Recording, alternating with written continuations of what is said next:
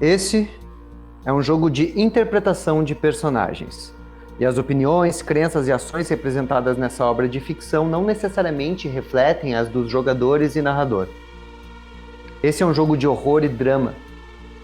Os temas abordados nessa narrativa colaborativa podem ser inadequados para alguns públicos, e recomenda-se cautela e discernimento do espectador. Este conteúdo não é recomendado para menores de 18 anos. Muito bem, meus amigos, estamos indo para a 6ª sessão de Ruas Esquecidas, nosso jogo de Vampiro à Máscara, 5ª edição, e eu tenho o prazer de trazer aqui a essa mesa novamente nossos amigos de sempre que estão aí desde a primeira sessão a batalhar contra a noite e ver se conseguem descobrir o que é de fato ser um vampiro, ou quase isso, talvez. Na última sessão, a gente continuou a saga dos personagens, dessa vez mergulhando nos conflitos morais, principalmente, desses personagens. E eu achei muito interessante como eles se desenvolveram ao longo da última sessão e criaram profundidade, né? Não foi uma sessão onde o impacto da história para com os NPCs ou, né, os personagens do narrador ou a próprio enredo da história fora a relação dos personagens tenha se desenvolvido muito, mas essas, na minha opinião, são as melhores sessões, quando os personagens se aprofundam através dos diálogos entre os jogadores e da própria descrição que cada jogador tem de seu personagem, de suas ações, mas também do que ele está sentindo. Então eu gostaria de incentivar vocês para que continuem fazendo isso, né, ainda que, né, se movimentando pela cidade, agora que vocês estão dentro do carro com a Aya Fênix. Muito bem. Alguém quer pontuar alguma coisa antes do jogo começar? Como estão suas fomes? Como estão suas caixas de vitalidade? Qual é o estado de espírito de cada um? Vamos começar pela hora que a gente acabou de revisar aí. Falem e passem a bola. Conrado, como que tá o Mosca nesse momento, agora que vocês acabaram de entrar no carro, né? No carro da Aya Fênix? Cara, o Mosca, ele veio de uma reflexão aí, se sentindo meio bosta depois de falar com o psicólogo dele, que no caso é o Arthur, né? Que ele se deu conta que ele estava caminhando num caminho aí meio sombrio demais, assim, e ele se recordou do que ele não era, né? As palavras do Arthur ali ditas, que ele não era assim, ele se recordou que ele realmente não era assim, né? No caso, assim, um cara, sei lá, violento de alguma forma, que machucaria alguém, etc. Então, eu acho que ele entra no carro da Aya Fênix, assim, um pouco calado e reflexivo.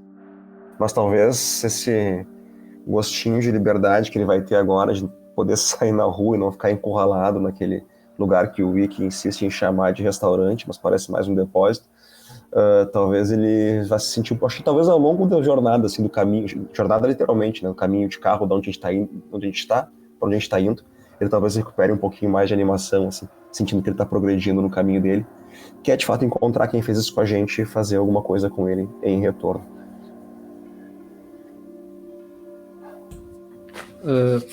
Cara, o Arthur, eu não sei, tá indo toda a galera do carro da mina? Sim, eu descrevi para vocês justamente de propósito que era um banheirão daqueles carros bem grandes, assim, para justamente poder caber todo mundo. Chinelagem. Tá. O Arthur provavelmente tá apertado no banco de trás com o Cadu, que deve ocupar metade do banco, Mistoffen por cima dele, todo empapado em sangue, e o Arthur, ele está soturno e pensativo, com seus braços cruzados na frente do tórax, assim, prestando atenção no caminho que se está fazendo. E o Dr. Misthofen tá preocupado porque ele voltou a sangrar, né? A fome dele continua muito alta ainda. Mas principalmente preocupado com o que vai acontecer agora, tanto pela exaltação que houve entre o Cadu e o Arthur, no qual ele sentiu que deveria fazer alguma coisa, mas não fez. E a questão de que a gente vai fazer agora para indo com essa mulher para o lugar que ela quer que a gente vá. Ele fica pensando, lembrando do momento em que foram trazidos as duas vítimas aquelas e pensa que talvez vai acontecer ainda mais nesse dia. O Ikki tá sentado ali no carro e ele tá tentando absorver a informação, toda a informação, né? O que a gente tá fazendo com essa mulher, por que ela é tão importante, qual é o poder que ela tem sobre nós, por que a gente se tocou nessa empreitada assim, sem pensar realmente sobre o assunto, né? A gente pensou em várias coisas e a gente não acabou não passou por tantas coisas no decorrer no início da noite que a gente não acabou nem tocando no assunto, no fato de que a mina, essa mulher, ia vir aí. Então eu tô só abstraído em pensamentos. Bom, o Cadu, né, ele tinha meio que se desentendido ali com o personagem do Thiago, nosso querido Ikki. Então, tipo, ele tá meio nessa energia ainda, mas quando a mulher chegou, meio que distraiu a cabeça, assim, para aquele foco, até entender o que estava acontecendo, e agora ele tá se direcionando para ir para ver o que vai acontecer. Eu acho que meio que deu uma tirada, assim, do foco dessa briga, assim. Ele realmente tem tudo a ver com aquela questão da influência do sangue que ele absorveu na noite passada, né? Claro, por vocês terem se alimentado aí de criminosos já naturalmente ligados ao sangue colérico, né? Ainda a Aya Sofia, aliás, a Aya Fênix, ela fez questão de tornar o sangue deles ainda mais colérico, né? Deve ter se envolvido em alguma briga com eles, ou então assustou ou excitou eles agressivamente antes de nocauteá-los e levá-los para vocês. Sim, ainda mais não precisa muito pro Cadu se irritar, né? Naturalmente ele já é um cara esquentado. Né? Ele é meio esquentadinho, né? Na própria história desse personagem a gente tem, né? Ainda não apareceu, mas vai aparecer alguns elementos, talvez na primeira sessão tenham se desenhado um pouco, mas o Cadu, ele tem um histórico de violência exagerada, né? Ele é um lutador que perdeu tudo por isso, né? Justamente por não perder o controle nas horas que ele não podia perder o controle. Exato. Um pouco diferente do que o Davi falou, eu imagino que o Arthur deva estar no banco da frente. O Arthur não, desculpa. Eu imagino que o Cadu deva estar no banco da frente, né? Porque ele é o maior. Sim, então... sim. Acredito que sim. Acredito que ele só foi diretamente no banco da frente. Eu acho que não teve ninguém que se opôs, né? Yeah. Muito bem, então. Quero que vocês se concentrem. Tentem imaginar a seguinte cena.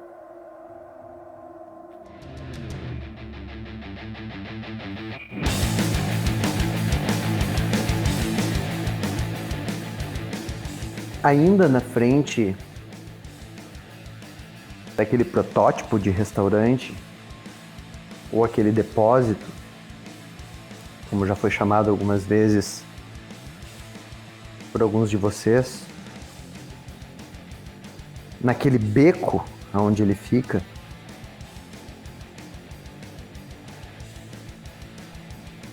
o grande sedã antigo, mas muito bem conservado, ainda que tenha uma ou outra batida, um carro largo, possante, preto, aquele legítimo banheirão que a gente costuma dizer, toca um som, um rock, quase um metal, muito alto.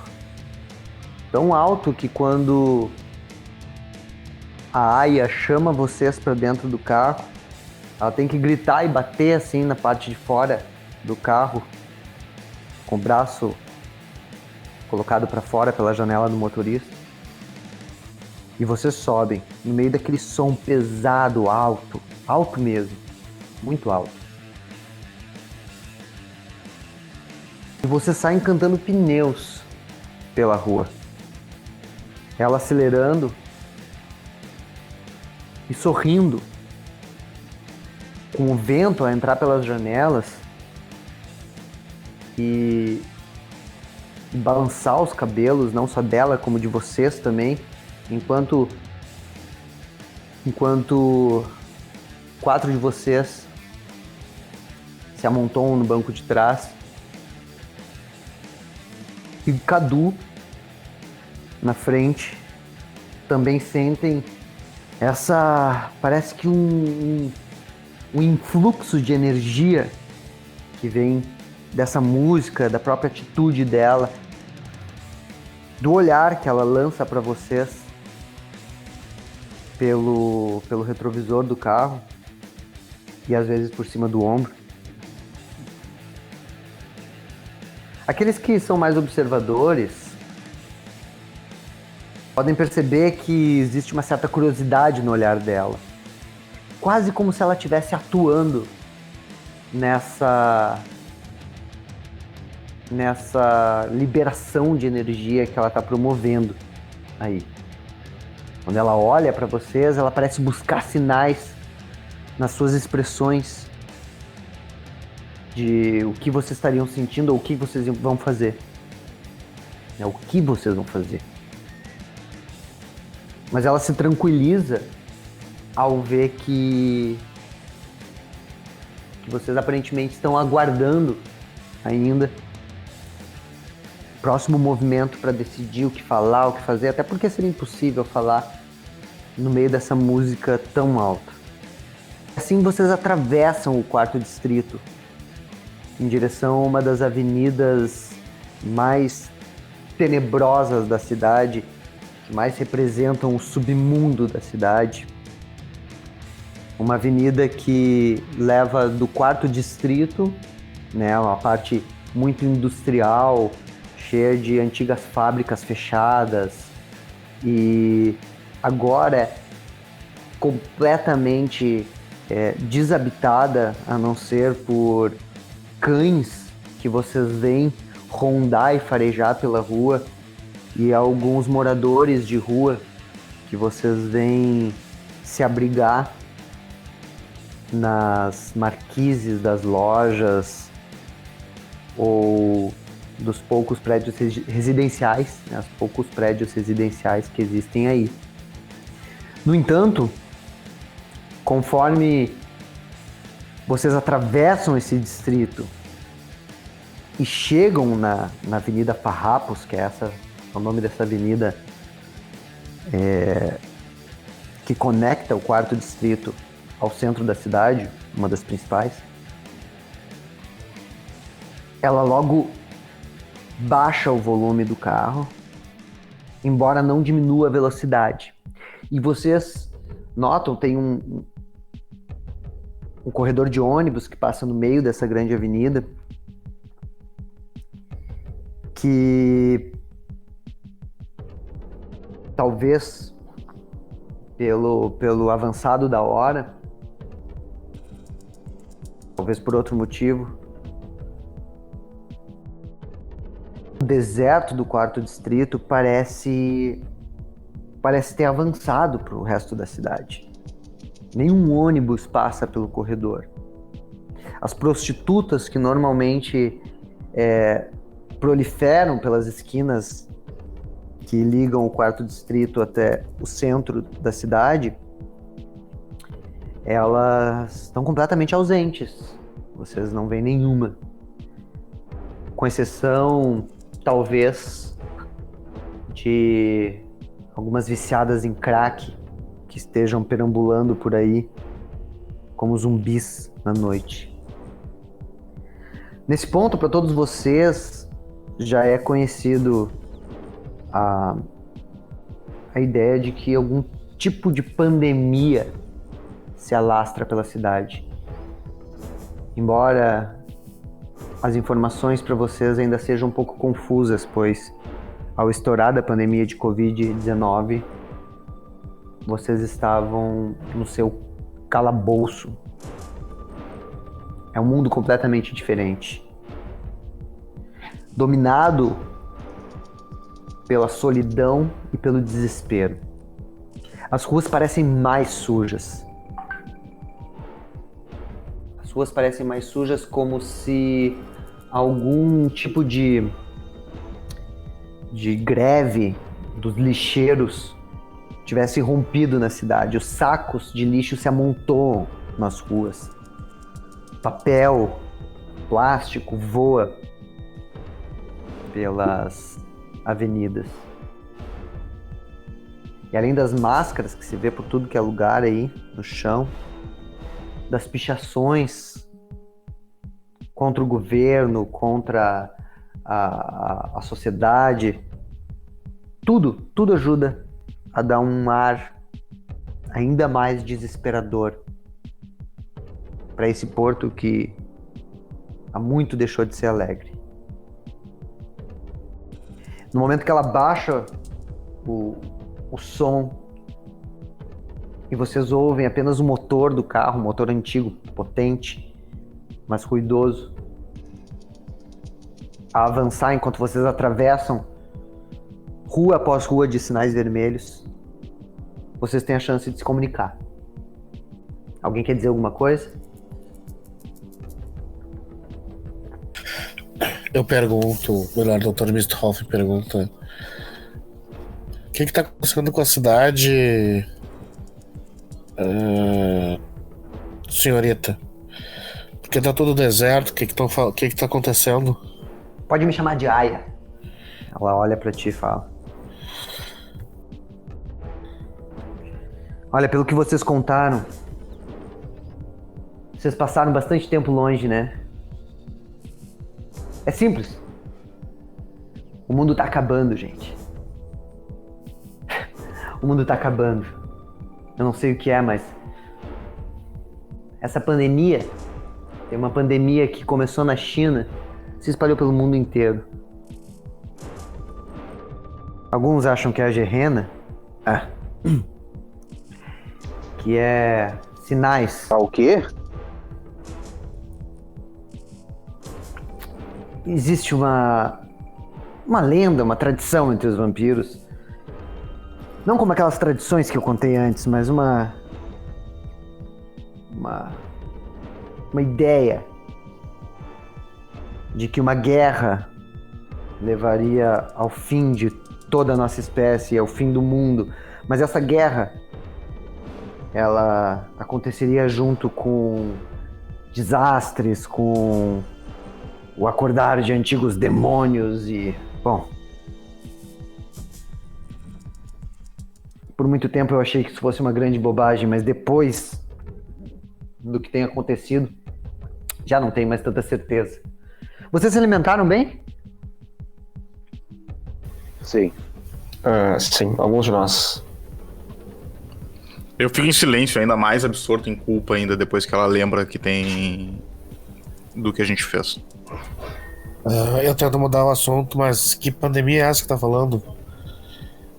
Não tinha nada disso quando saí, nem falavam desse tipo de coisa. Quando que começou tudo? Aí vocês começam a avançar pela avenida e já começam a se aproximar do centro da cidade. Enquanto isso, ela vai contando para vocês. Ela explica a respeito do Covid, tudo que ela sabe, E vocês têm noções gerais, assim. A gente está no jogo no ano de 2020, bem no início da pandemia. Então, nesse ponto, não se sabe ainda se vai ter cura, qual é a real extensão, mas ela já foi catalogada, né, dessa forma, já foi nomeada como uma pandemia, já ganhou esse status. E, enfim, ela fala para vocês tudo que ela sabe. No momento em que vocês entram na parte do centro da cidade mesmo, que é uma parte do centro histórico, né? Centro histórico com prédios que, na verdade, são uma bagunça arquitetônica, né? Porto Alegre é uma cidade que cresceu desde os anos 60, pelo menos, de forma desordenada. Então, o centro da cidade de Porto Alegre, ele tem uma mistura de prédios dos anos 20, prédios do início do século, não é? Com prédios dos anos 60, dos anos 90, dos anos 2000, de uma forma completamente caótica. Todo o centro da cidade se dá em volta de uma montanha, de um morro, né?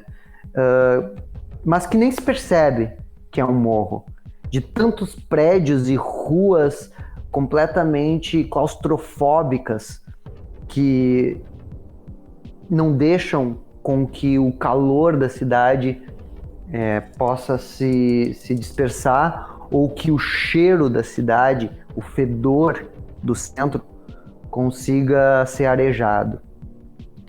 Vocês estão no inverno, então o calor não é tão perceptível. Mas conforme vocês avançam pelas ruas do centro da cidade, dessa vez numa velocidade mais baixa, porque ela diminui e faz questão de ir lentamente, ela fala: o centro da cidade é o principal domínio do príncipe Lancaster. Mas é o lugar mais seguro para vocês circularem. Há uma tradição nessa cidade. O príncipe sempre foi bom com os novos. Eu já estive em outra cidade e eu posso dizer, isso é raro. Muito raro. Não é que o príncipe Lancaster seja a flor que se cheire, não. Mas eu posso dizer para vocês, se vocês precisarem circular, pelo menos depois de se apresentarem ao príncipe, primeiro distrito, aqui, no centro, é o melhor lugar para vocês fazerem isso. Se vocês tiverem fome, o príncipe distribui sangue também. Quer dizer, essa é outra daquelas tradições não catalogadas. Vocês podem ir até o Hospital da Santa Casa. Eu apresento para vocês o contato. E lá sempre há e sempre houve sangue para quem quer que quisesse. Óbvio, não vão sair mordendo o pescoço de gente doente, hein? É o contato que vai trazer. Fora isso, esse aqui é um bom lugar para vocês.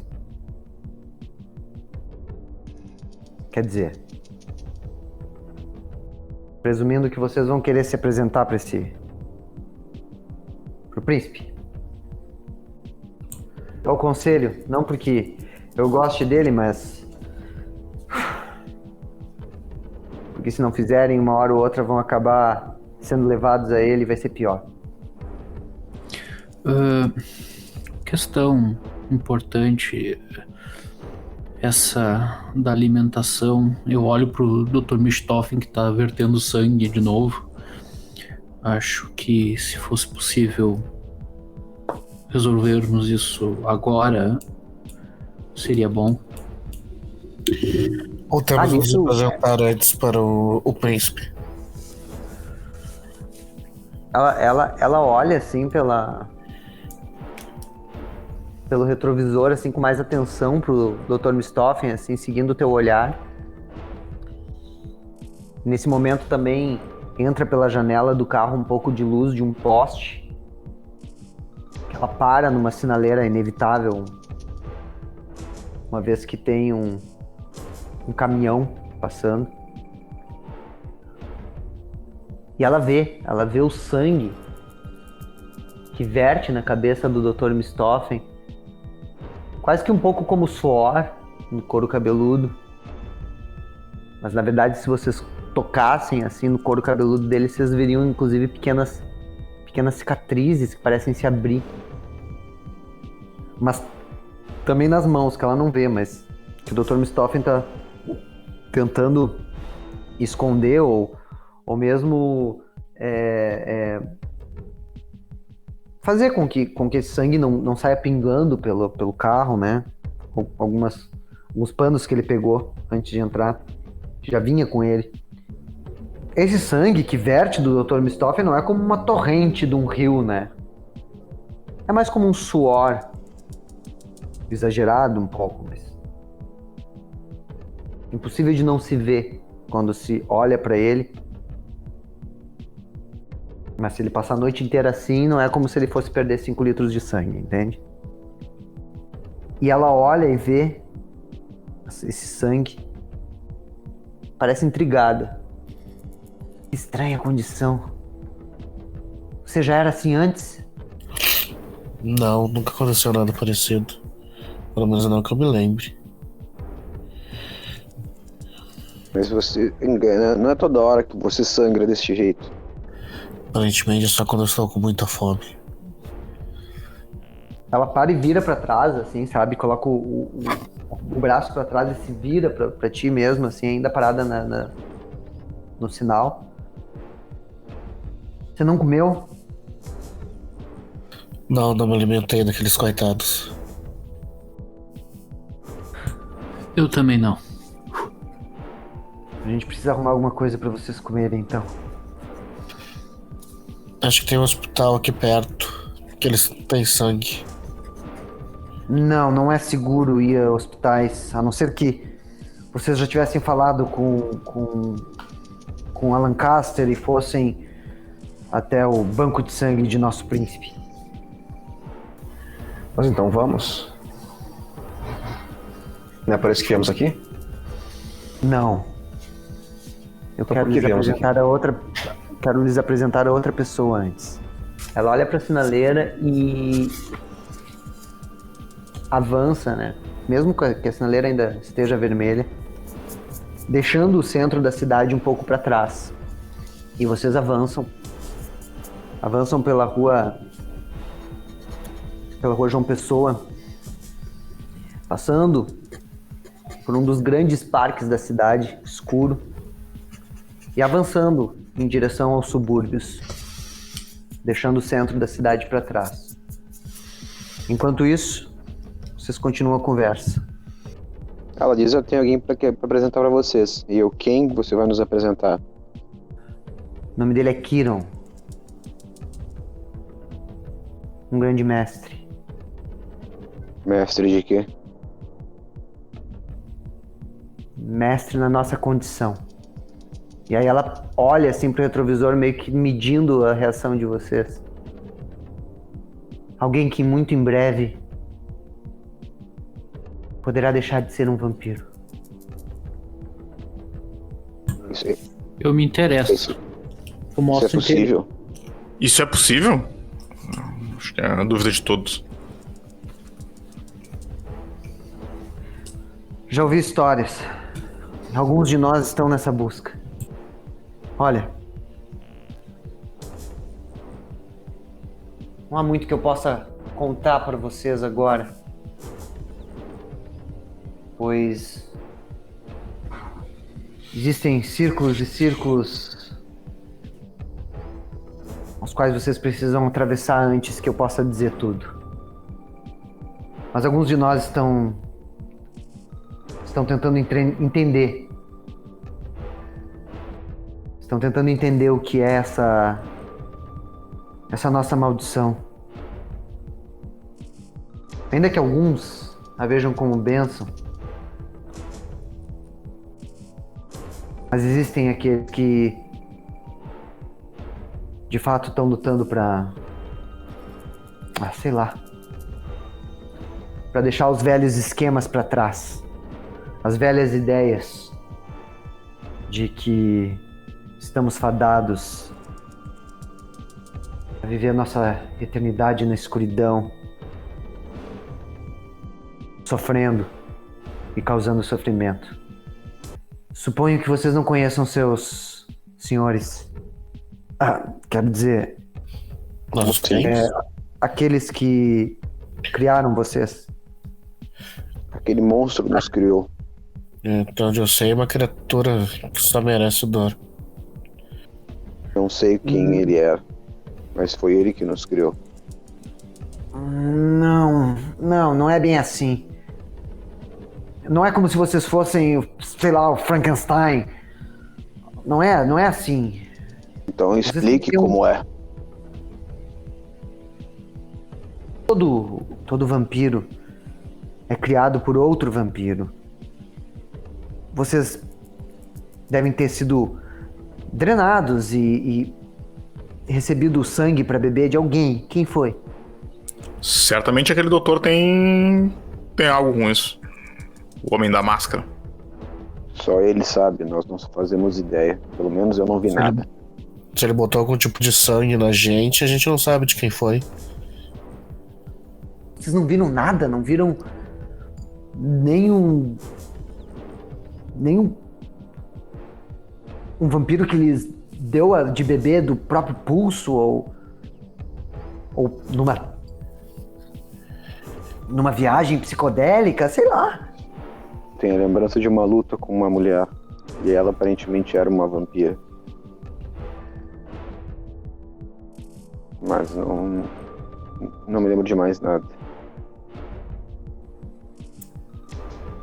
Vocês vão avançando e vocês veem que ela fica mais pensativa depois que vocês falam isso. E vocês vão avançando pela cidade. Vocês percebem que ela vai dando algumas indicações ao longo do caminho que vocês tomam. Ela fala que as estradas principais da cidade são monitoradas por uma gangue de motoqueiros. E que a menos que vocês se apresentem ao Barão Castelo, vocês têm que evitar ao máximo chamar a atenção desses caras. Pois eles não vão perguntar 2 vezes antes de executar pelo menos uns 2 de vocês e levar os outros ações ao Barão. Onde está Castelo? O Arthur pergunta.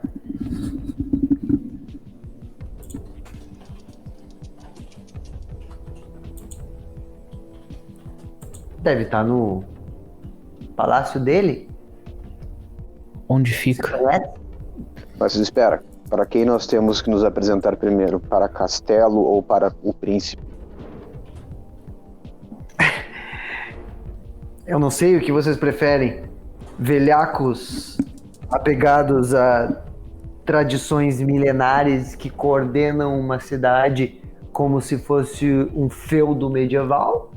Ou um anarquista que coordena a cidade como se fosse um sindicalista superpoderoso? Você disse que o príncipe era mais gentil com os novatos e cedia sangue, então acredito que ele seja melhor. Pois é, nos diz você que lado você joga. Eu prefiro ser apresentado por um príncipe altivo do que um motoqueiro arruaceiro. Não. Não me entenda mal. Ikki. O Barão Castelo não é nem um motoqueiro arruaceiro. Na verdade, o charme dele é capaz de rivalizar com o do príncipe. Bom, não fosse os séculos que separam um do outro em termos de idade. O príncipe chegou aqui quando essa cidade era apenas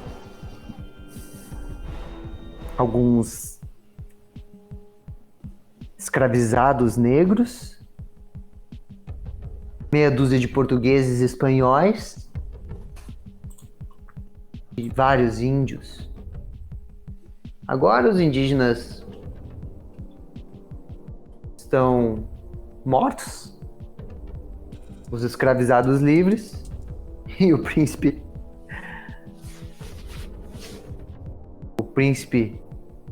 escravizado por sua culpa. Pra ser bem sincero, eu duvido. Pra ser bem sincera, eu duvido que vocês vão encontrar o príncipe pessoalmente nessas noites. Ninguém vê ele. Bom, ninguém do baixo escalão vê ele. Há um bom tempo. Mas não quer dizer que vocês não tenham que se apresentar igualmente. Alguém vai receber vocês. Agora, quanto ao Barão Castelo, eu acho que vale a pena conhecerem ele também, se assim desejarem. Com quem começamos? Mas ele não vai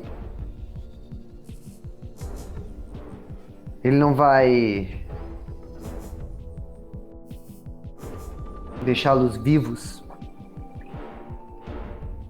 se vocês se apresentarem uma ameaça. Já notei que tu tem uma certa predileção pelo Barão Castelo. Olha só, minha querida, eu tenho certeza que... Eu olho pra nós, assim, tudo estrupiado com um uniforme de restaurante, um outro sangrando ali. Nós não representamos ameaças a ninguém, a não ser a nós mesmos. É o que vocês pensam.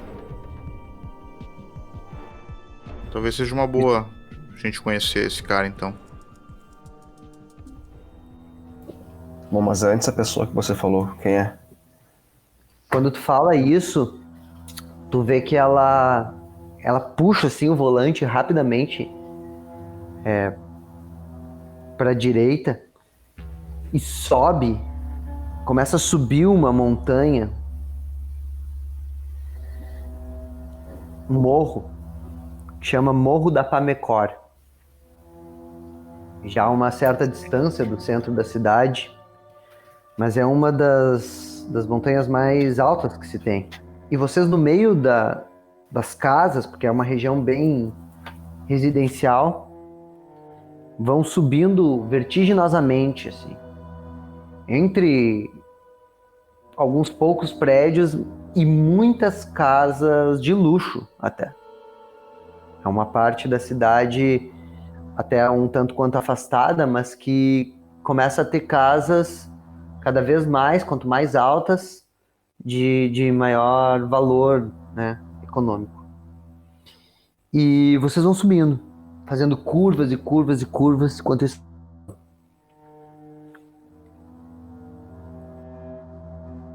Eu vou levar vocês para conhecer o Kiron, porque ele é o cara certo para ajudar quem precisa. Olha, não tem nem motivo para ser contra vocês, mas tenho certeza que se eu precisasse cortar a garganta de alguém aqui para ficar vivo, eu ficaria. Isso é a besta. A besta dentro de mim também está dentro de cada um de vocês. Você já nos entregou para um maluco por muito menos, não foi? Eu Ela- fico olhando pra ela pelo retrovisor, assim, de uma forma bem fria e julgando ela. Tu vê que ela desvia, assim, quando tu começa a falar, ela tá olhando pros teus olhos, mas quando tu termina de falar, ela desvia o olhar, assim, na hora. Fica olhando pra frente enquanto faz curvas nessas ruas escuras que sobem a montanha. Não é um caminho reto, ele é bem... ele serpenteia entre essas ruelas. E aí vocês param no que parece ser o topo da montanha, ou quase o topo da montanha, num mirante. Uma pequena praça, ladeada pelo norte de algumas casas residenciais bem grandes, mas muito mal iluminada. No topo, né, da montanha. E nessa praça sobe uma torre, uma antena, provavelmente uma antena de TV ou de celular, sendo que montanha abaixo, próximo da praça,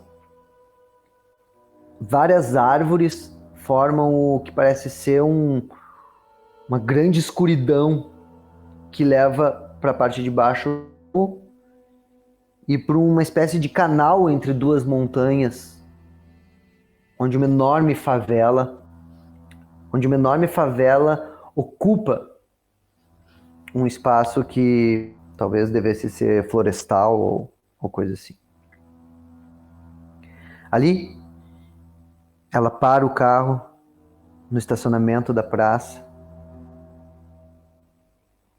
e desce, batendo a porta atrás e se encostando no capô. Eu desço. Quando vocês terminam de descer, ela parece, embora tenha passado talvez mais de um minuto, desde a pergunta, desde que o Arthur falou, ainda assim ela parece concluída aí, como se ela tivesse passado todo esse tempo pensando.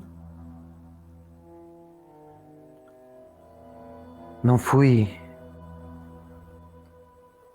eu que entreguei todos vocês. Olha, e aí ela se vira, ela parecia estar falando com o Arthur, mas ela se vira pro Mosca. Olha, cara, eu posso ter cometido um erro contigo, mas eu te vendi pro Tatá.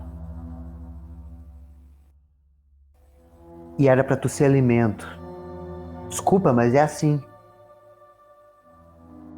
Na época eu era um sommelier de sangue. Era o meu trabalho. As pessoas vinham, diziam o que queriam, eu ia atrás da melhor presa, mais ou menos como eu fiz com vocês ontem. E não era pra você ter sido torturado ou levado pra qualquer coisa. Era o seu trabalho? Sabe, todo tipo de crápula na história já tentou se livrar da sua culpa por meio dessa desculpa. E Sei me disso. encosto no carro. Eu sei disso, mas eu mudei. Eu já não faço mais isso. Eu agora sou outra. Eu renasci. E eu peço desculpas. De verdade. Olha, sei que pode ser muito para vocês compreenderem agora. Mas o Tatá é um anarquista. E se eu tiver certa,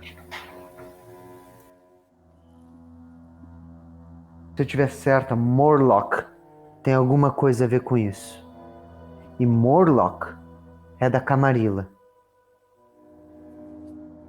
Se tu foi parar nas mãos do Morlock através do Tatá, tem alguma coisa muito errada acontecendo. Eu quero descobrir o que é.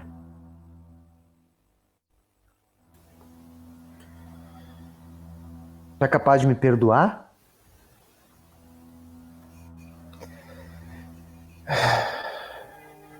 O Mosca saiu do carro. Quando ela falou as coisas pra ele, ele ouviu, mas não trocando olhares com ela nem nada. Ele catou umas pedras no chão e começou a jogar mirante abaixo, assim, enquanto ouvia. Enquanto ela falava, as pedras iam acabando na mão dele.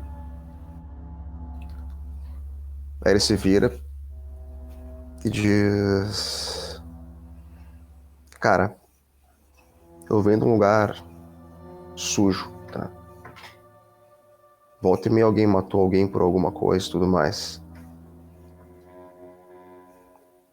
Eu posso te perdoar. Mas eu quero saber o que tu vai fazer pra tirar a gente dessa. Ela olha.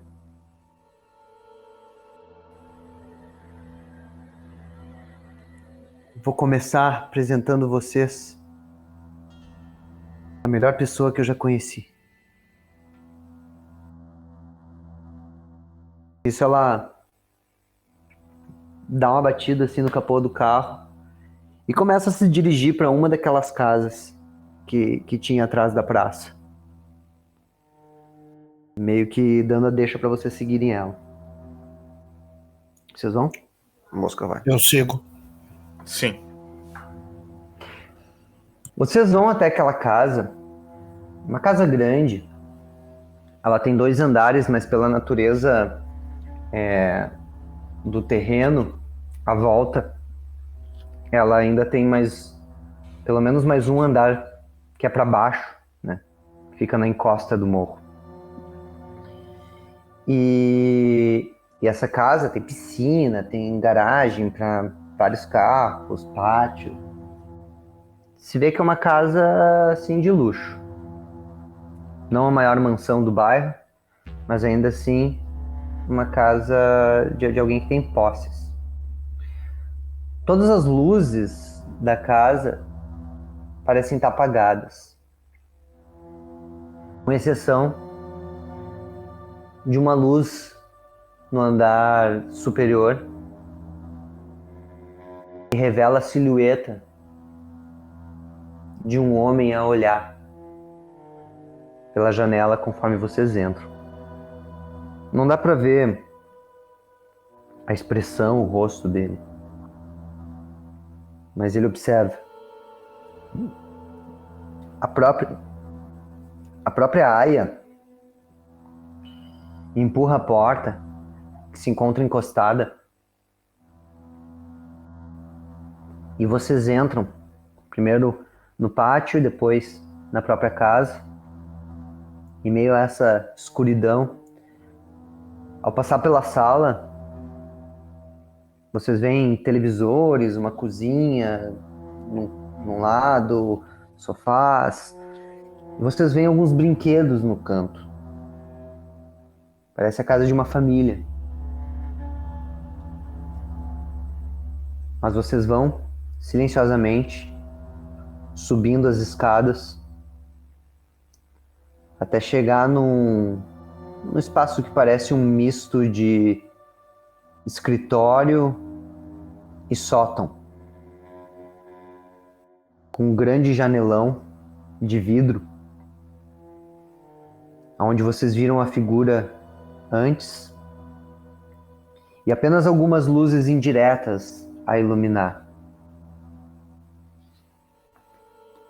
Logo que vocês entram, além da figura que estava olhando para a janela e que permanece na mesma posição, ou seja, agora vocês veem ela de costas, um homem vestindo um terno riscado, com cabelos curtos, mas que além disso vocês não podem precisar mais nada dele.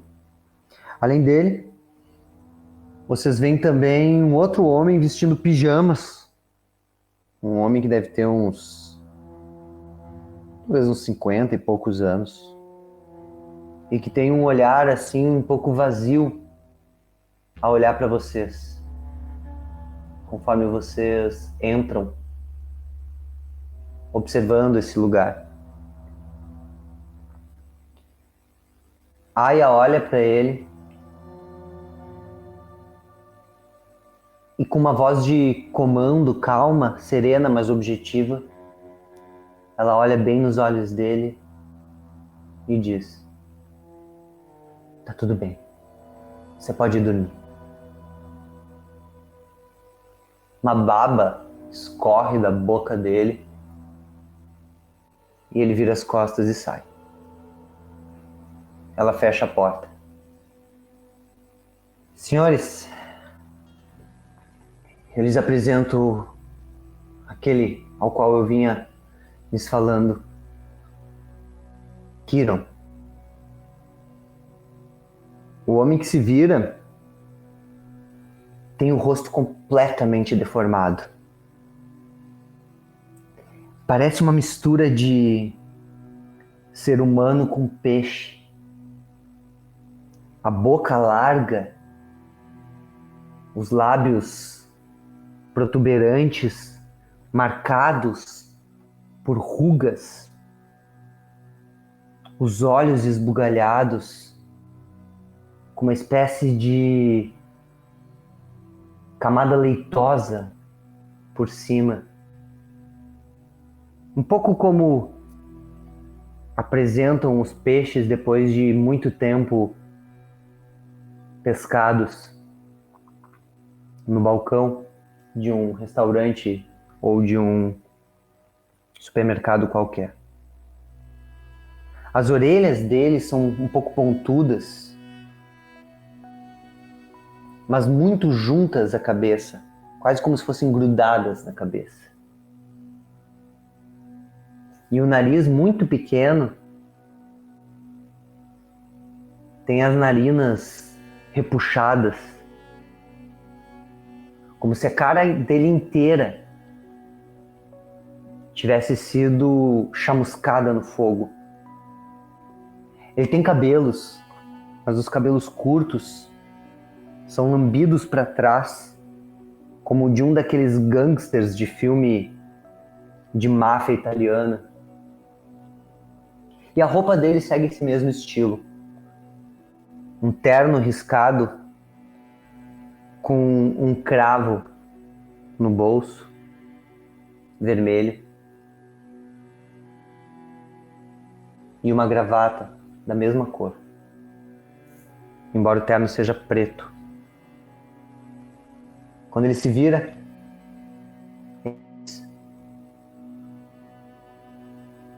Ilith, eu já lhe disse para me chamar de Ox.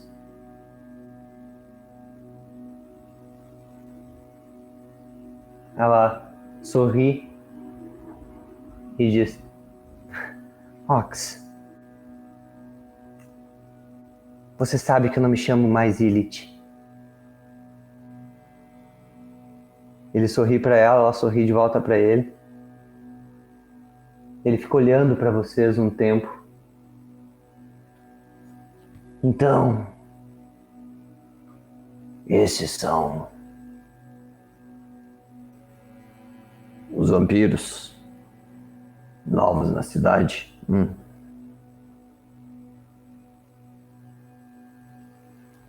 E ele começa a andar na direção de vocês, assim, meio que observando. Ha! Talvez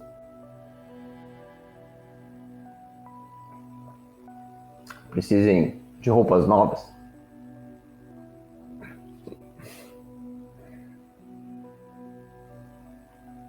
Mas pelo menos parecem todos limpos e elegantados, com exceção desse aqui. E aí ele olha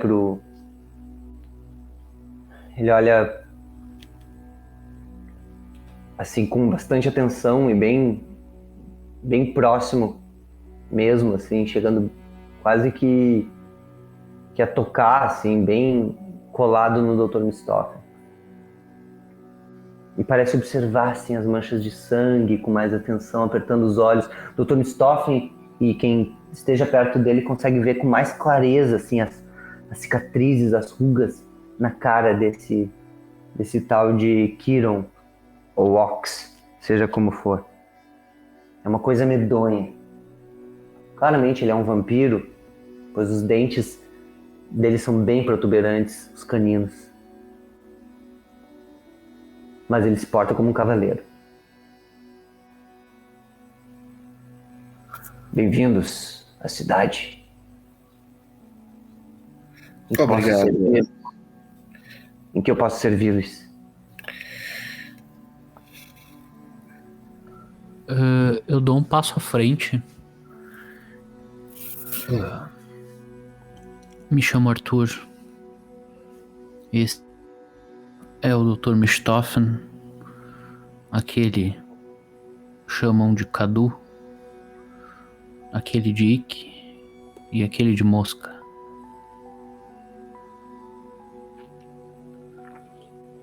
Acho que falo por todos aqui.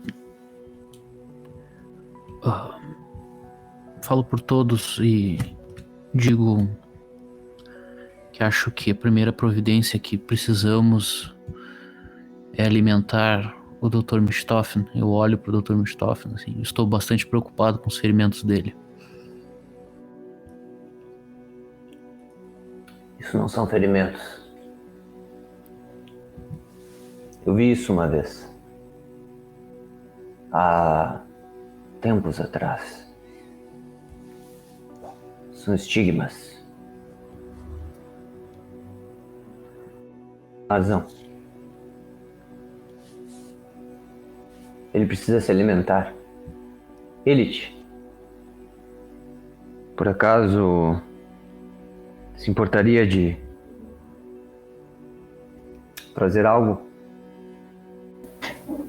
Ela já trouxe, mas ele não come. Ele não quer se alimentar de humanos. Bom. Mostra que a besta ainda não ganhou o terreno.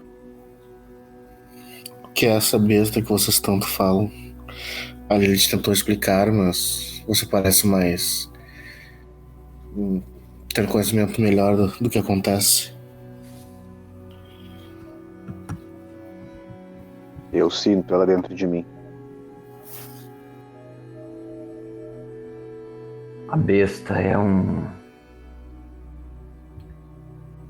metáfora, ou talvez um pouco mais do que isso, que nós, membros da sociedade oculta, usamos para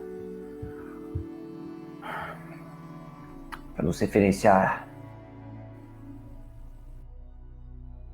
a uns instintos de caça e, para ser sincero, talvez um pouco mais, não apenas de predador, mas os instintos demoníacos que urgem no coração dos amaldiçoados. Mas não se esqueçam daquilo que disse Siddhartha Gautama e que para nós é ainda mais verdadeiro do que para os humanos. Dominar-se a si próprio é uma vitória maior do que vencer a milhares em uma batalha. Essa besta vai batalhar com vocês todas as noites. É bom se acostumarem. Vocês já devem ter sentido ela. Eu fico muito agradecido com as informações e por você compartilhar a sua sabedoria conosco, mas eu gostaria de alertar que eu olho de novo assim pro terno ensopado do Dr. Mistoffen, que a situação pode ser crítica. E acho que podemos conversar o resto da noite após o doutor se alimentar. Eu me mostro bem preocupado assim com os outros, assim, tipo, principalmente com o Dr. Mistoffen, que parece ser a pessoa mais frágil da sala. O Dr. Mistoffen, de fato, ele é bem franzinho, né? E ele tá, assim, tremendo praticamente, de fome. Com muita dificuldade, inclusive, de se concentrar, assim, e pensar em outras coisas. O Kiron olha de novo pro Dr. Mistoffen, ele tá bem próximo, quase na frente, assim, grudado. E ele limpa o sangue da testa do doutor e fica olhando pro sangue na mão. O que você consideraria aceitável beber? E aí ele só move os olhos bem no fundo dos olhos do Dr. Mistoffen. Enquanto olha, ele lambe o sangue na mão. Se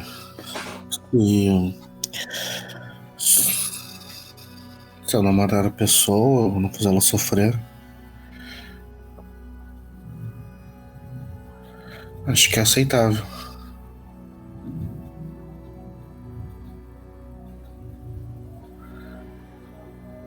Ilith.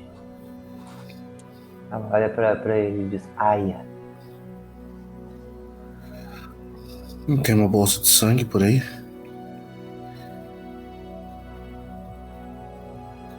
Ele olha de novo pra ti. Não, mas o canalha que é dono dessa casa pode dispensar 1 ou 2 litros. Ela faz que 5 a cabeça e sai da sala, deixando vocês sozinhos com ele.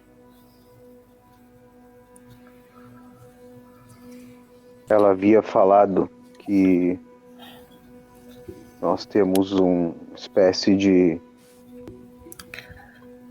como ela disse, senhor, não é isso? Como sabemos quem é isso? Ele te me contou sobre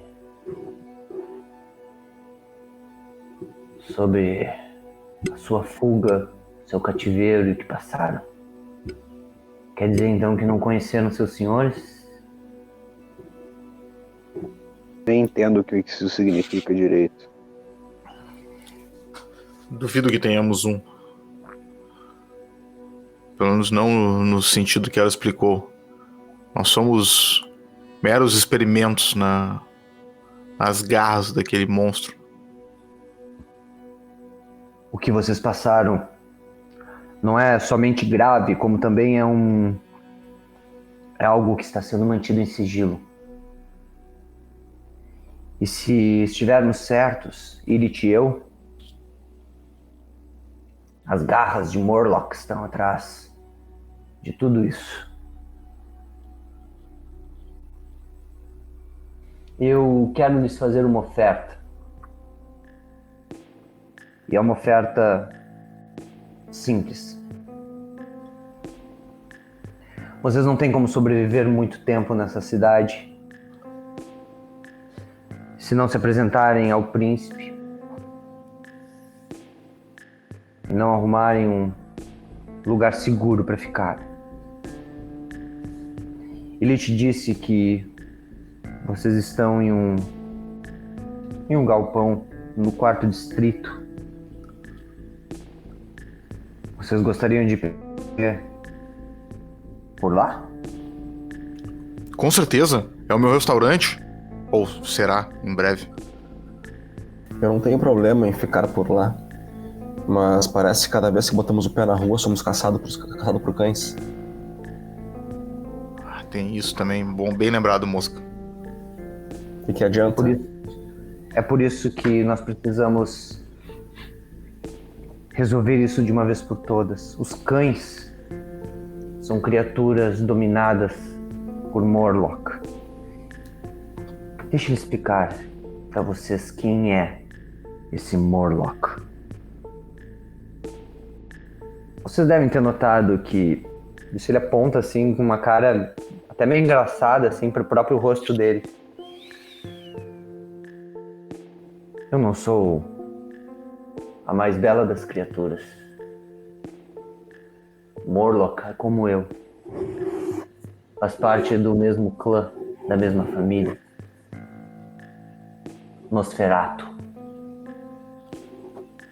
Mas as nossas semelhanças terminam por aí. Morlock é uma criatura vil.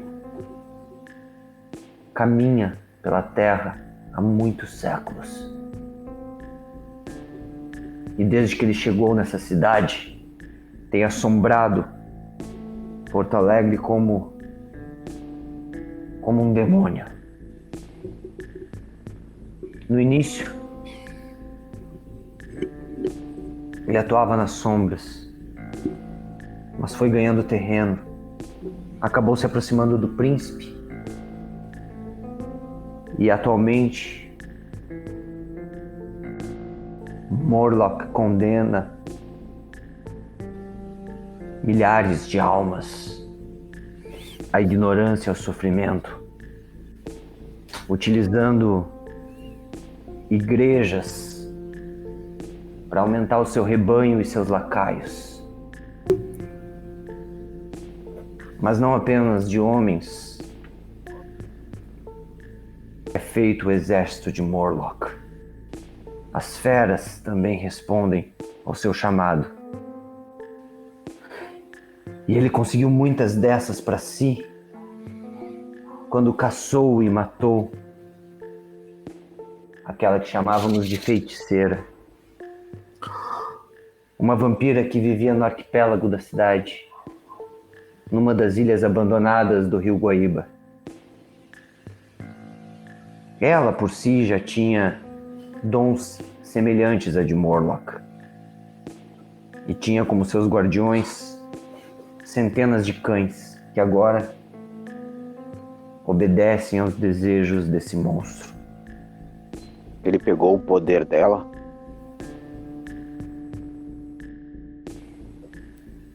Ele a matou. E o que ele não destruiu, ele tomou para ele. É por isso que vocês veem que ele para pensar um tempo. Aya Fênix. É por isso que Aya Fênix está obcecada por ele. Ela estava apaixonada por Alia, um outro vampiro da sua seita. Como é esse Lia? Ela pega vê que ela enfia a mão no bolso, assim. E ela puxa um retrato.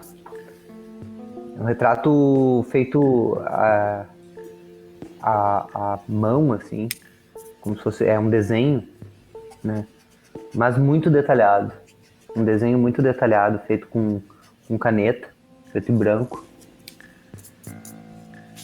Mas é extremamente realista.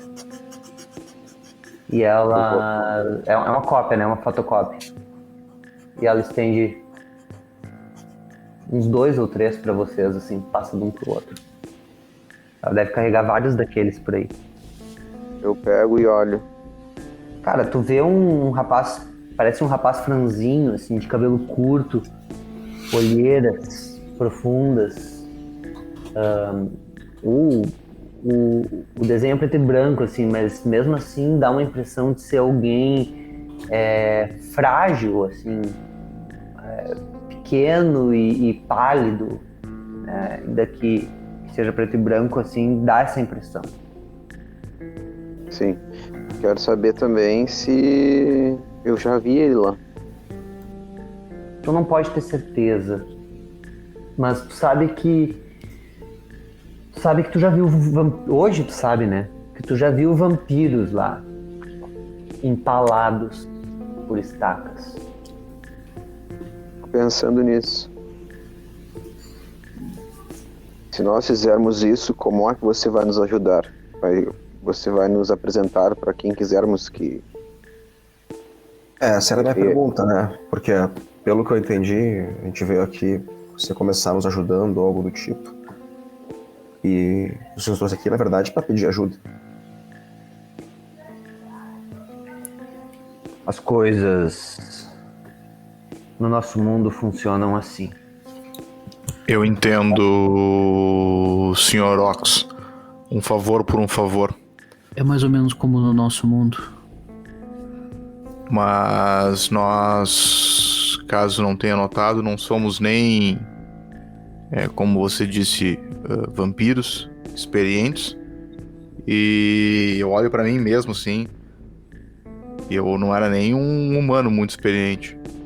Então, nós podemos lhe apontar o lugar, podemos lhe levar até lá, lhe mostrar a entrada, o descarte. Mas acredito que não possamos fazer muito mais do que isso. Vocês podem muito mais do que imaginam. E mais do que isso. Vocês precisam aprender como se virar antes que eu lhes apresente a quem quer que seja. Vocês não podem simplesmente chegar e dizer que são vampiros, que não conhecem seus senhores, que não sabem de que clã são nessa cidade. Vocês precisam... Como é que nós vamos saber qual é o nosso clã? Vocês precisam de um pouco de estrada. Vocês precisam de informações. Vocês precisam, pelo menos, de uma boa história para contar. Ao menos precisam aprender a fingir. Porque se eu tiver certo, Morlock está agindo nas sombras sem autorização de nosso príncipe. E se for um segredo que vocês guardam, ele também guardará. Mas, se eu lhes apresentar, esbravejando e revelando toda a história que vocês acabam de contar, é muito provável que a gente vá... Bom, que vocês ao menos vão acabar emparedados pela eternidade em algum subterrâneo da cidade. Eu já vi acontecer. Cara, não me leva a mal. Nada me deixa mais feliz que a ideia de acabar com aquele filho da puta que fez isso com a gente. Só que, cara, olha pra gente. Tudo bem, a gente tem mais poder do que a gente pensa, mas metade daqui nem para de pé direito mais. Todo mundo tá machucado, a gente tem que se recuperar. Eu levanto a camisa, assim, e mostro o curativo, assim. A última vez que eu me meti com aqueles cachorros lá, cara, isso aqui nem fecha mais. Você precisa aprender a usar o seu sangue. E tu acha que eu já não tentei? Ele olha, vocês notam, vocês percebem ele e a Aya trocando olhares de cumplicidade, assim. Ele não consegue se curar como nós fazemos. Talvez você seja um sangue ralo. Um vampiro que está tão longe de nosso mítico fundador.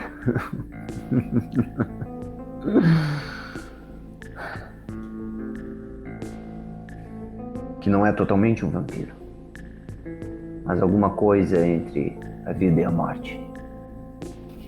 O problema é que se tu for apresentado dessa forma, será morto ou marcado por uma morte em breve.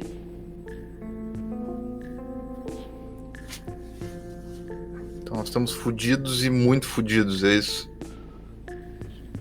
Você parece uma pessoa viva. Mas é assim que eu me sinto, às vezes. O que tu precisa, então, pelo que eu entendi, é juntar provas de que o Morlock está agindo e está agindo pelas costas do príncipe, é isso? Ah, não. O que eu preciso é que vocês façam a minha amiga feliz. Resgatar a Lia. Exatamente. Em troca, eu me ofereço para interceder junto a Faustina, que é a senhora do domínio que vocês habitam atualmente, e fazer com que ela os apresente ao príncipe como recém-chegados de outra cidade. Assim, vocês têm um álibi que, se forem capazes de sustentar, vai garantir com que continuem vivos na cidade para seguir o seu destino conforme quiserem. Além disso, independente da decisão de encontrarem ou não o príncipe, também posso apresentar-lhes a Castelo e fazer com que ele os marque como seu protegido, o que fará com que estejam fora dos radares de todos os outros anarquistas na cidade. E não é melhor a gente conhecer todo mundo, assim, pra... pelo menos a gente ficar conhecido e ninguém nos matar? Depois disso, sim. Mas vocês não podem sair por aí dizendo a verdade. Pelo menos não até que a gente tenha certeza de qual é essa verdade.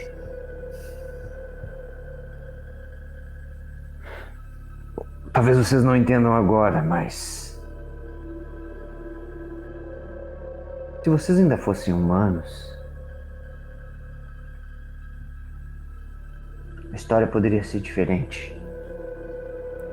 Vocês morreriam, sua alma seguiria para os campos da eternidade, ou retornaria para os ciclos terrenos.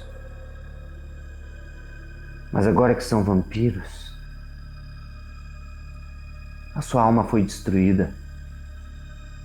Tudo que resta é o seu espírito. E se não cuidarem dele, serão destruídos para sempre.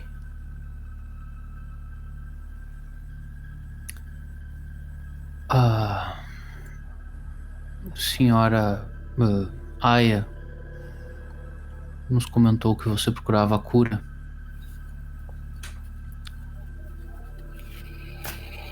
Como assim? Alguns de nós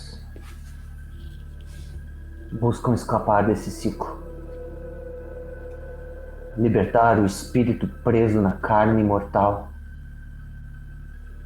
e fazê-lo reencontrar a alma que sobrevoa em algum lugar fora da Terra.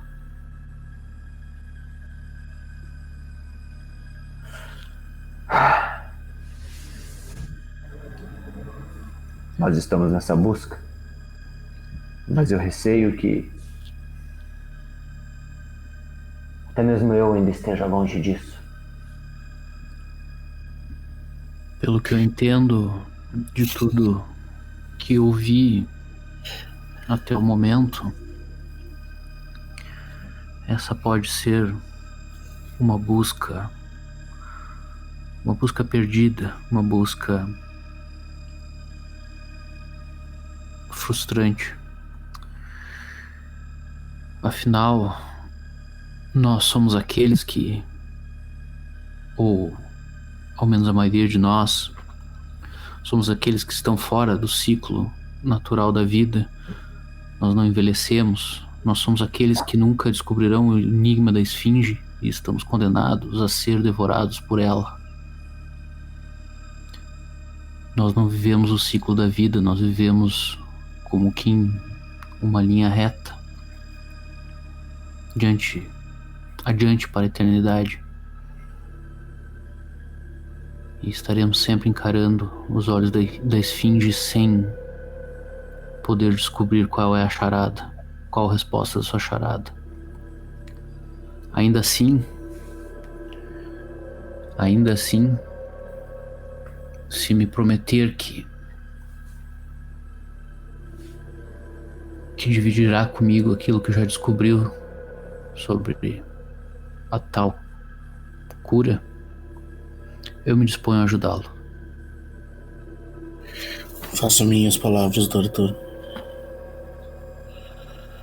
Nós encontraremos a Golconda. Encontraremos a saída deste corpo artificial que habitamos. Sim. Lembre-se como acabou Édipo. Ele descobriu o enigma da esfinge, mas acabou cego e morto. Não quero acabar assim. E alguém vai tentar se alimentar daquele cara que tá na poltrona ali, o Dr. Mistoffen? Eu começo a me aproximar dali. Cara, tu vê, enquanto eles conversam, né, tu vai fazendo isso, tu vê que ele tá ali numa espécie de devaneio, um sonambulismo, meio acordado, meio dormindo, com os olhos virados para cima, num transe, respirando ruidosamente.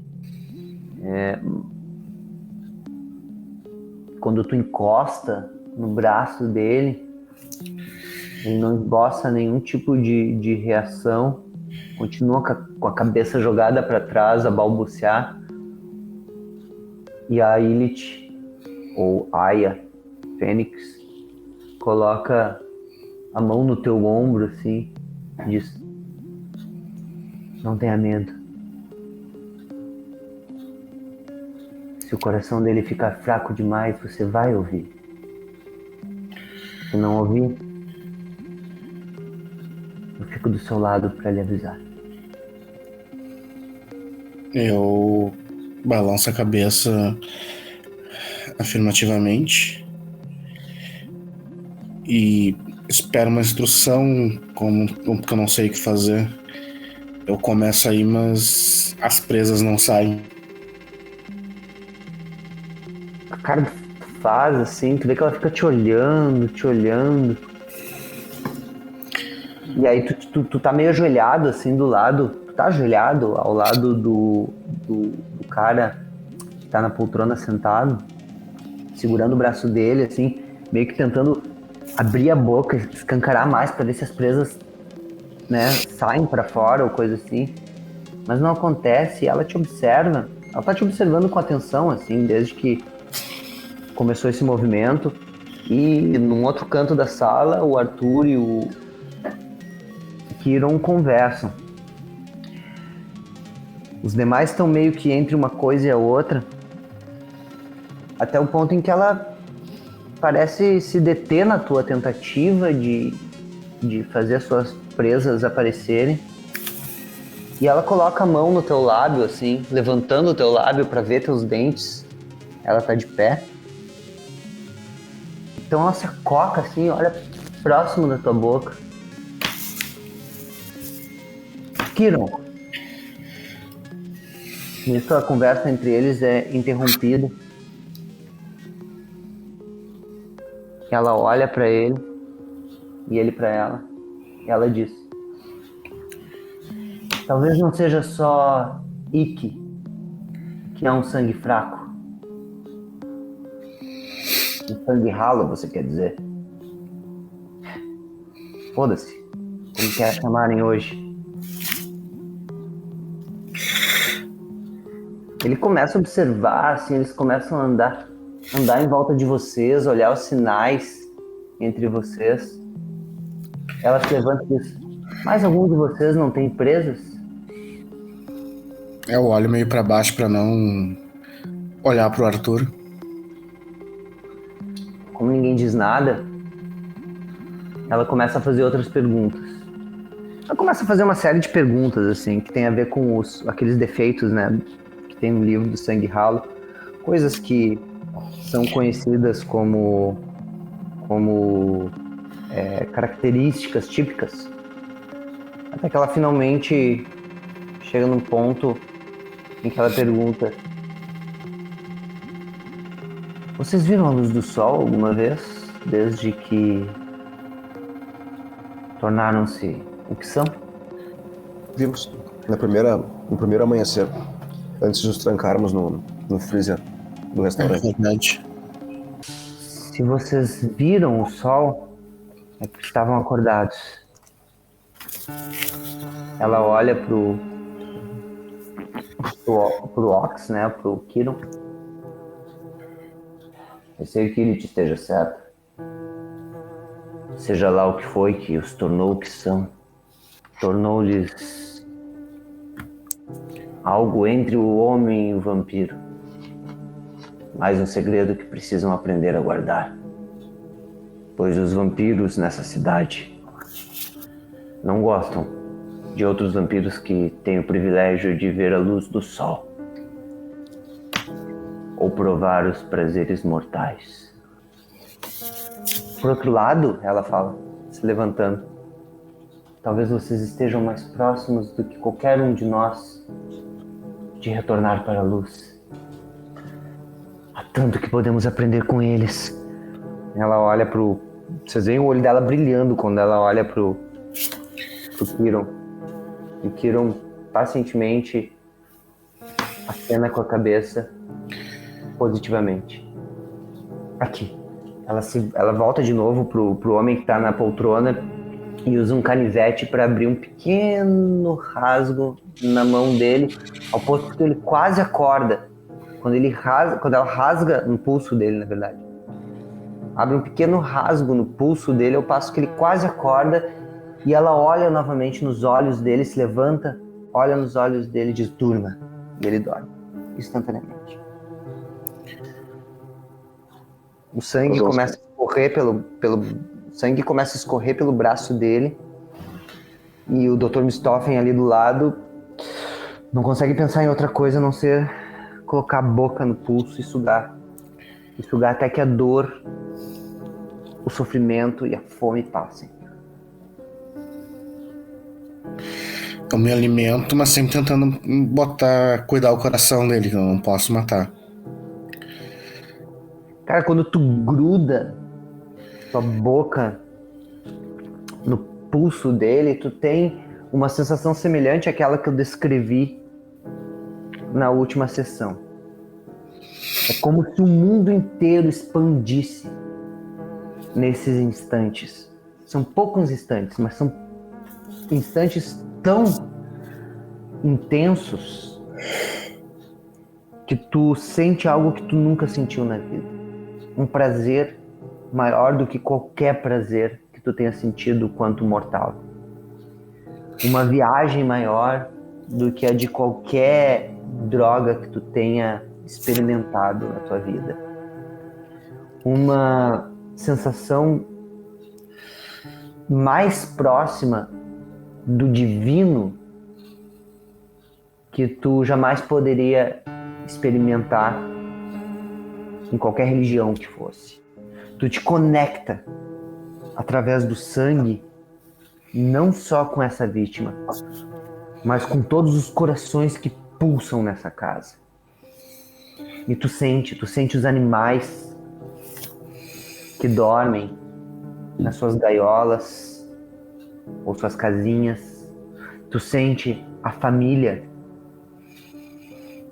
adormecida nos quartos, as crianças e a mulher.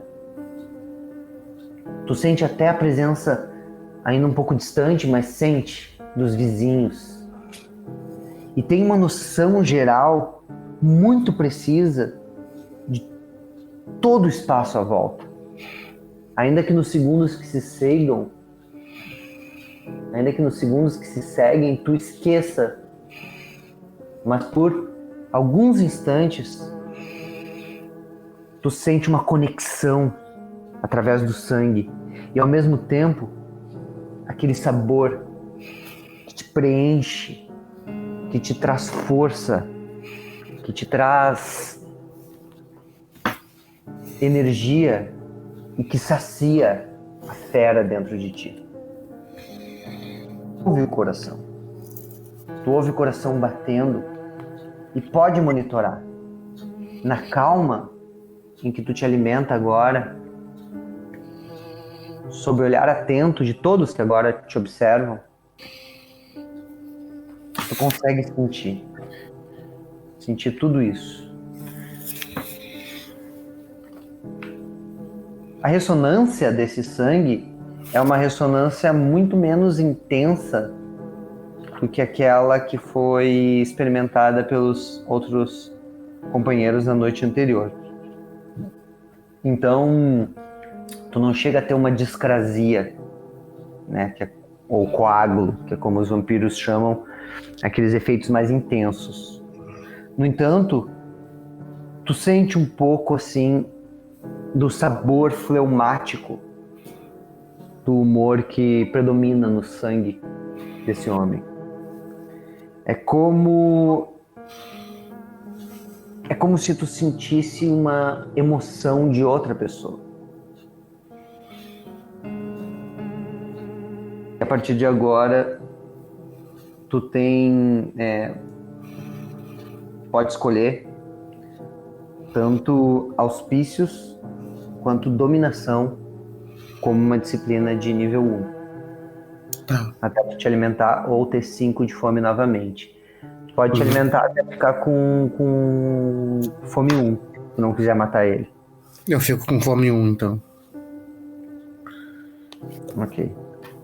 Quando tu tá quase assim, sentindo que que o coração dele começa a bater mais devagar, ela coloca a mão no teu ombro, assim, tu sente a mão dela batendo no ombro e ao mesmo tempo tu vai tirando a boca e retornando dessa sensação, retornando de volta para esse lugar. Tu pegou auspícios ou tu pegou dominação? Ou ainda não? Não decidi ainda. Tá. De qualquer forma, tu sente uma conexão grande, seja através da questão emocional ou dos próprios sentidos, uma conexão maior com o espaço e com as pessoas que estão aí. O cara, por si só, ele parece adormecer ainda mais profundamente ali. No que ela diz: lamba a ferida. Começa a lamber. Conforme tu vai lambendo, assim, tu vai lambendo e olhando, tu vê que a cada lambida que tu dá, primeiro o sangue estanca, né, quase que instantaneamente, verte daquela ferida. Depois, conforme tu vai lambendo, parece que uma cicatrização acelerada se põe em curso naqueles 2 pequenos furos. Aliás, naquele corte, né, que foi feito no pulso dele. E conforme aquele corte vai se fechando com as tuas lambidas, tu percebe que ele adormece ali. Adormece profundamente. Não se preocupe. Não se preocupem. Ele não vai acordar. Eu matei? Eu fico um pouco preocupado. Não. Mas ele está dominado e estático com a sua alimentação. Nisso ela olha para vocês todos assim e começa a falar: vocês não precisam matar sempre que se alimentarem. E saibam que se fizerem isso do jeito certo, até mesmo prazer suas vítimas poderão sentir. O Arthur vira pro Ox. Ele balança a cabeça afirmativamente. Se conseguirem sobreviver a essa missão, Aya poderá falar-lhes também sobre essa trilha que seguimos. A trilha do amanhecer mercurial, na qual vocês devem ser os grandes protagonistas,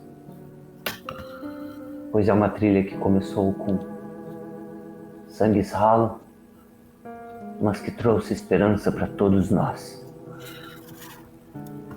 Nós vamos precisar de algumas coisas para poder fazer essa missão. O que vocês precisarem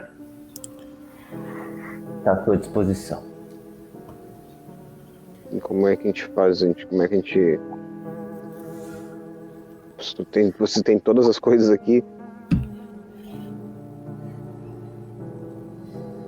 Façam uma lista. Entreguem a Ilith amanhã. E eu irei providenciar. Está bem. Acho que nós temos que conversar agora e ver como nós vamos fazer isso. Lembre-se apenas de uma coisa.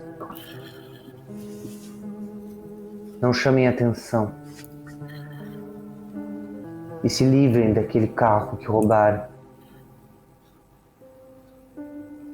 O que está na praça é de vocês. A gente pode se encontrar amanhã.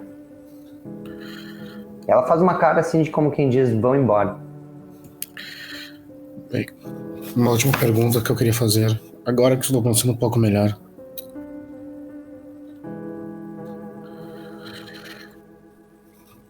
Todos os vampiros, quando se alimentam de sangue, mudam de alguma forma? Sim, é por isso que existem sommeliers de sangue como eu. Não falo do gosto. Antes de me alimentar do sangue dele, eu conseguia enxergar no escuro, agora eu não consigo mais.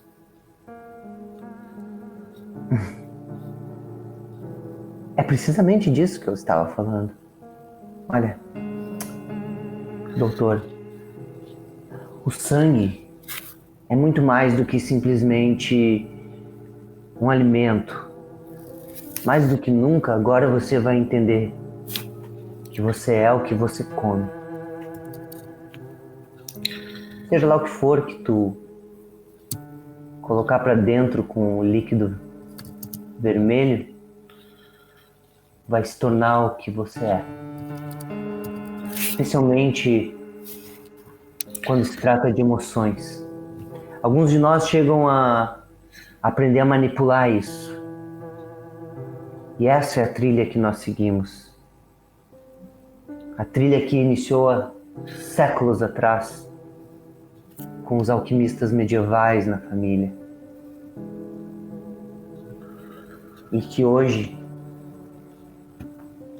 nós estamos recém começando a reaprender a dominar. Sim, o sangue tem muito mais propriedades do que simplesmente nos alimentar.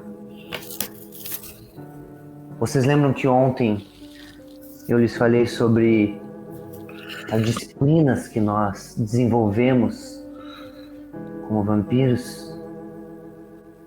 Pois o sangue é a chave para todas essas disciplinas.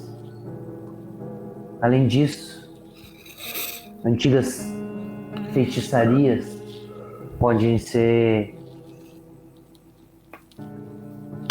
desenvolvidas através da manipulação do sangue. E até mais do que isso,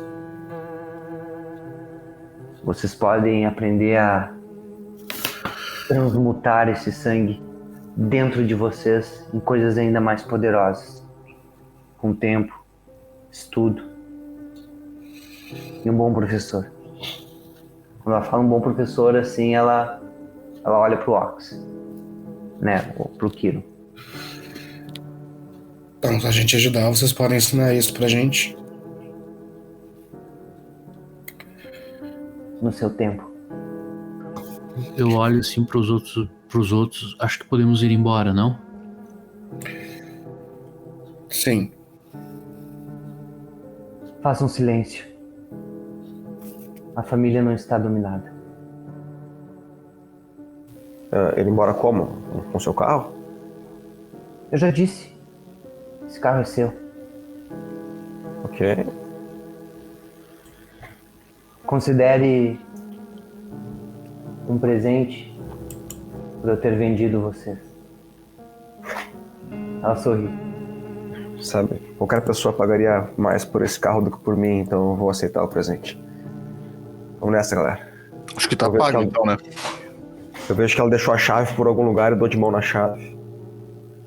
Eu faço questão de me aproximar do Ox e apertar a mão dele. Ele te cumprimenta, assim, tu vê que a mão dele é gelada, diferente da tua, A minha é que quente. ainda tem algum calor.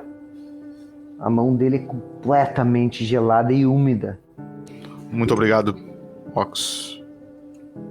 Eu me despeço apertando a mão dele também. Vou embora. Ele cumprimenta todos vocês, assim, e vocês percebem, assim, que ele tem um olhar... O olhar dele é duro, mas ele não é um olhar duro por intenção. É um olhar duro por natureza. Porque no fundo daqueles olhos difusos que ele tem, meio avermelhados e com as pupilas mal definidas, eles são de empatia com cada um de vocês. Como se ele tentasse expressar ao máximo algum tipo de amorosidade pela condição em que vocês se encontram agora. Só antes de sair, eu falo pra Aya. Eu sei o que é ter alguém que você não sabe onde está. Independente do que decidirmos, eu vou lhe ajudar. Ela olha pra ti assim, tu vê que os olhos dela assim chegam a ficar um pouco marejados. E aí, antes dela se virar de costas, ela pisca e se vira de costas. E a lágrima que escorre do olho dela quando ela pisca é uma lágrima de sangue. Então ela vira de costas pra que tu não veja. Uhum. Eu saio em silêncio. Quando vocês saem, vocês vão até o carro que está estacionado na praça à frente. Vocês veem uma grande parte da cidade iluminada por aqueles pequenos pontos de luz nos edifícios. Ainda assim, oprimida pela grande escuridão que paira sobre ela. Vocês vão entrando no carro. Quem dirige? Claramente o Mosca. Já tá dentro quando eles chegam. Vocês fecham as portas, as 4 portas daquele sedã enorme. Para a clínica? Você sente dor? Eu pergunto pra ele.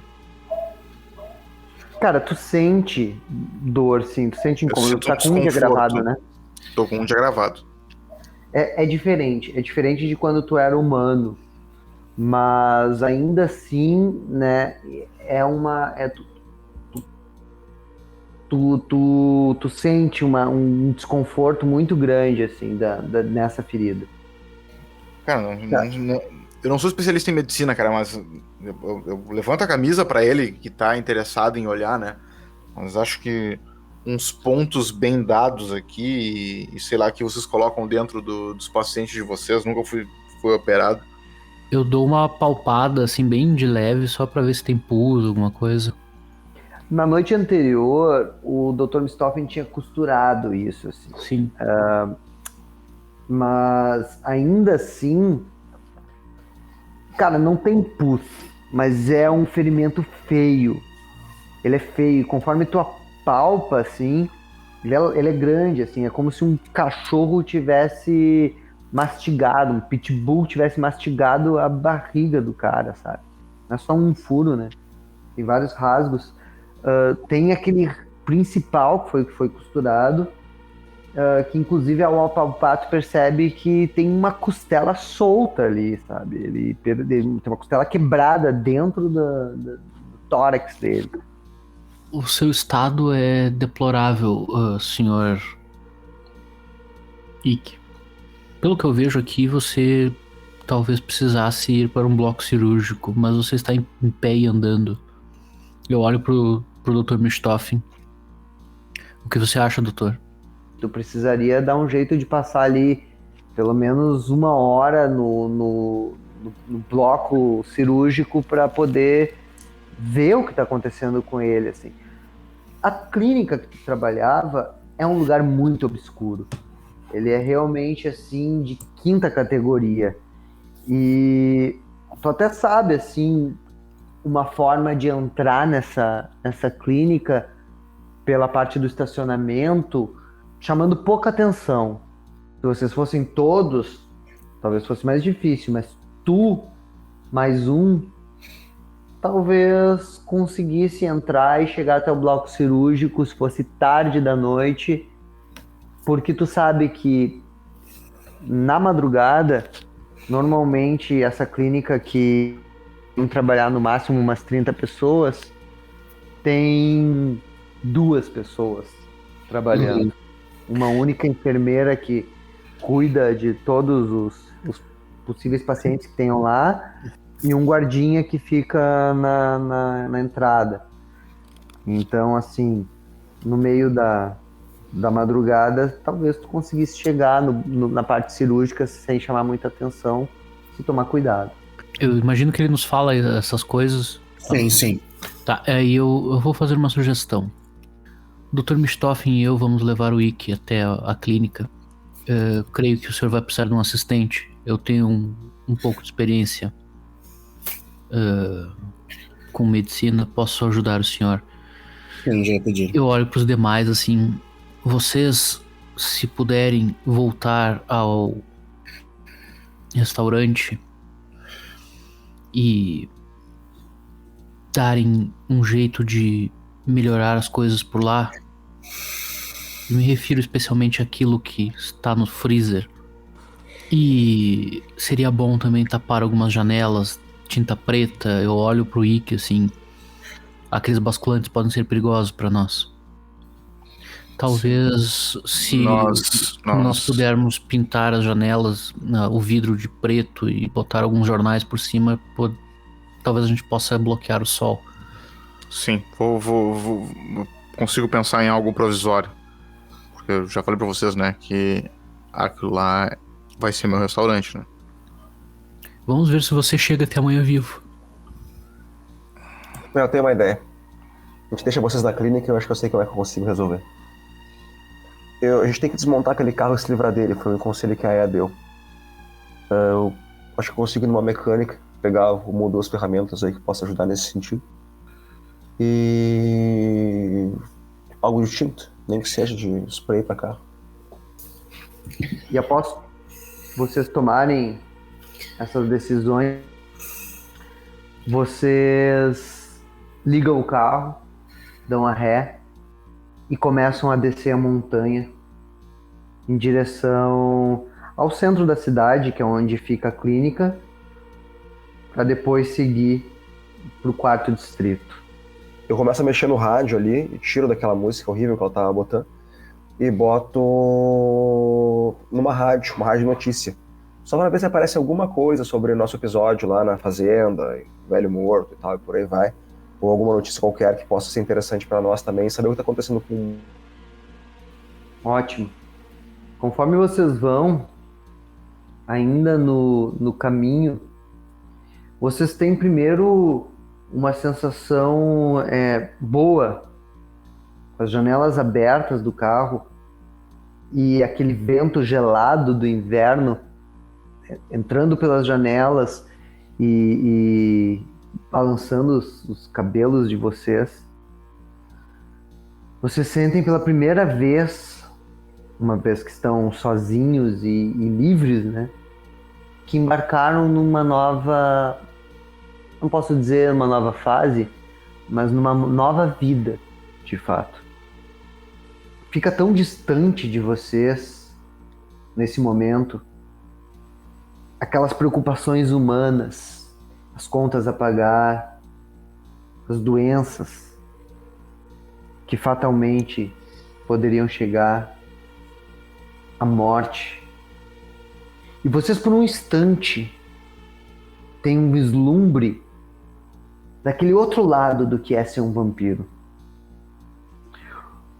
O Dr. Mistoffen mais ainda, porque ele, apesar de ter o sangue fleumático correndo no seu corpo, ele ainda está com sangue novo ali. E tudo que ele olha, tudo que ele vê parece ter uma cor diferente. Ainda que a cidade esteja vazia, as poucas pessoas que vocês veem aqui e ali como fantasmas desgarrados na cidade, suscitam nele uma curiosidade, ao ponto dele às vezes quase se projetar para fora do carro para ver alguém que fica para trás assim que vocês passam. Vocês param na clínica, 3 de vocês descem, os demais seguem pro distrito. Antes de sair, eu grito. O grito não falou pra eles. 1 hora. 1 hora. Levanta o vidro. E vocês saem em direção a uma mecânica. Quando vocês param na frente daquela mecânica, o Mosca, ainda segurando o volante, parece hesitar. O motor ainda ligado, os faróis a apontar para o prédio, aquela grande garagem agora fechada, inundado de lembranças. Enquanto vocês olham para aquele lugar desolado também e deserto, a notícia na rádio finalmente parece penetrar o ambiente de vocês. A notícia deixa explícito o estado em que o mundo se encontra agora. As mortes alcançam números que vocês nunca viram na vida. E eles vão apontando país por país. No fim, falando dos números no Brasil. E por um instante, é como se vocês percebessem que a sua imortalidade agora parece mais valiosa do que nunca. Vocês estão livres dessa monstruosidade, condenados a vocês mesmos serem mais ou menos como essa doença, a predar os seres humanos. E conforme a notícia envereda para um lado mais político, vocês percebem tudo aquilo que foi dito, tanto por Aya quanto por Kiron, e percebem que nesse lado também parece que vocês não são apenas meros espectadores de uma política intrincada e diabólica. Vocês são convidados a tomar parte dela. E aqui termina o jogo.